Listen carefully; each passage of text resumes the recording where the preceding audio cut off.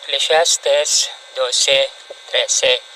Ganito po ang ating mababasang nakasulat sa Biblia. Ating bulayin, ito ang wakas ng bagay. Lahat ay narinig, ikaw ay matakot sa Diyos at sundin mo ang kanyang mga utos sapagkat ito ang buong katungkulan ng tao.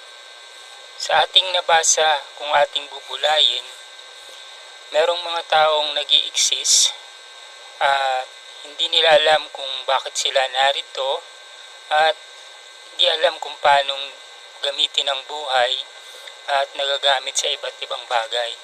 Pero sa mga naniniwala sa Diyos at ang Biblia ang batayan, sa ating pamumuhay bilang natatakot sa Diyos, meron po tayong tungkulin. Kumbaga sa silya or sa upuan, meron pong purpose. Sa ating mga tao, ang purpose natin kaya tayo nabuhay ay sumunod sa kanyang mga utos. At sana po ay meron po tayong pagbubulayan sa mga salita ng Diyos na sa Biblia. Magkaroon po tayo ng panahon para magbasa ng mga nakasulat sa Biblia. Maraming salamat po sa lahat ng nakinig at to God be the glory.